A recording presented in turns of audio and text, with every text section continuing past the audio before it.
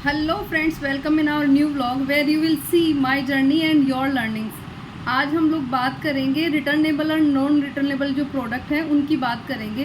तो फर्स्ट मैं आपको ये बता दूं कि मीशो पे कोई भी कैटेगरी नॉन रिटर्नेबल नहीं है। अमेजोन और फ्लिपकार्ट पे है कि कुछ प्रोडक्ट को नॉन रिटर्नेबल कर रखा है।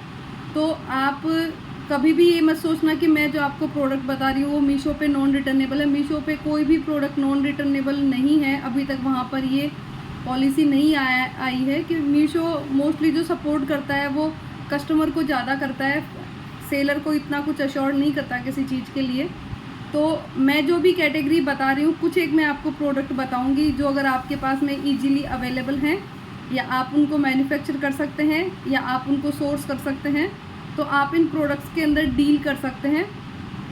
तो फर्स्ट मैं आपको बताऊँगी कि हेल्थ एंड पर्सनल केयर के जो प्रोडक्ट हैं वो प्रोडक्ट नॉन रिटर्नेबल कैटेगरी में आते हैं अमेजोन और फ्लिपकार्ट पर।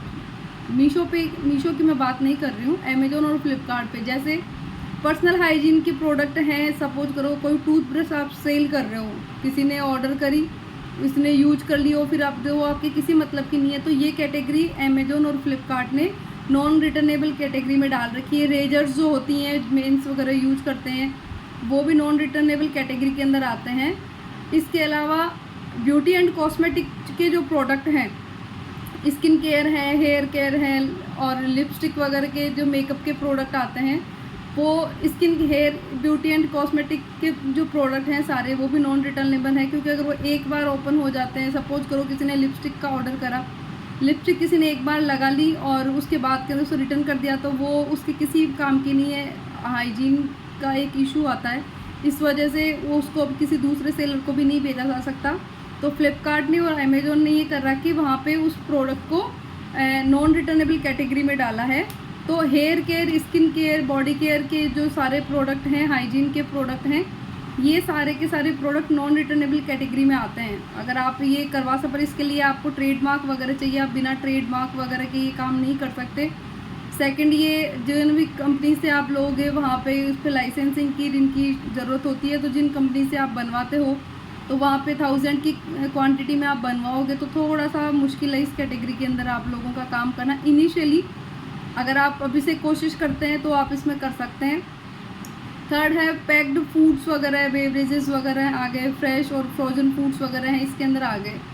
और सबसे इम्पोर्टेंट, अगर एक आप ईजी वे में अगर कर सको तो इनर वेयर जो हैं, सॉक्स वगैरह हैं, ये शायद आपको आराम से मिल सकते हैं कहीं पे आप लोकल मार्केट में, जो ये आप सेल कर सकते हैं। बट ये मीशो पे अच्छे सेल होते हैं, बट ये नॉन रिटर्नेबल कैटेगरी नहीं है, तो आपको इनके ऊपर इसी हिसाब से मार्जिन वगैरह लेके काम कर सकते हैं। तो ये कुछ प्रोडक्ट मैंने आपको बताए हैं। इसके अलावा भी काफ़ी सारे प्रोडक्ट हैं जिनके अंदर आप डील कर सकते हो, पर मेनली जो प्रोडक्ट है, एक पर्सनलाइज गिफ्ट वगैरह हो गया, और आपने कस्टमाइज कोई प्रोडक्ट वगैरह बनवाया है, या कोई सॉफ्टवेयर के अगर कोई प्रोडक्ट आपके किसी ने डाउनलोड कर लिए तो वो रिटर्नेबल वो चीज़ें नहीं हैं। और भी काफ़ी सारी, हाँ, ये जैसे मैं आपसे ब्यूटी वगैरह की इनकी है, ये प्रोडक्ट उस कंडीशन के अंदर रिटर्नेबल है। सपोज करो कस्टमर के पास में डिफेक्टिव कंडीशन के अंदर पहुंचा है, ख़राब हो गया या कोई रॉन्ग प्रोडक्ट मिला है, तो ये प्रोडक्ट वगैरह हैं वो रिटर्नेबल है। अदरवाइज़ ये प्रोडक्ट रिटर्नेबल नहीं है। बट फिर भी कस्टमर कई बार बहुत चालाक होता है, वो किसी प्रोडक्ट को रिटर्न करने के लिए कुछ भी कर लेता है। तो ऐसा हर कोई तो नहीं करता, बट हाँ, कुछ लोग इस तरह का करते हैं।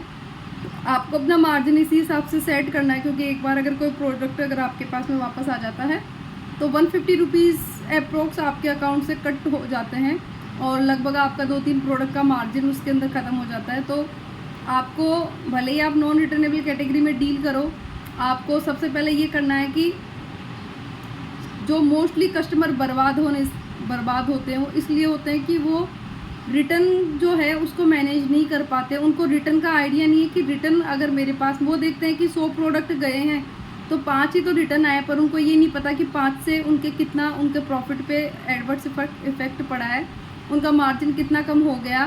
तो इन चीज़ों को कैलकुलेशन करना भी उनको नहीं आता। हम नेक्स्ट टाइम एक वीडियो बनाएंगे जिसमें मैं आपको ये बताऊंगी कि कितना परसेंट रिटर्न पे आपको, कितना परसेंट आपको कॉस्ट के अंदर आपको ऐड करना है। सपोज करो अगर आप कोई प्रोडक्ट है जो चलो अभी उसको रहने देते हैं, वो बहुत ज़्यादा लेंथी हो जाएगा और एक साथ आपको इतना चीज़ें सीखने की ज़रूरत भी नहीं है। थोड़ा थोड़ा सीखते रहो, थोड़ा थोड़ा इम्प्लीमेंट करते रहो। तो ओके गाइस, बाय, मिलते हैं किसी नेक्स्ट टॉपिक के साथ में। बाय।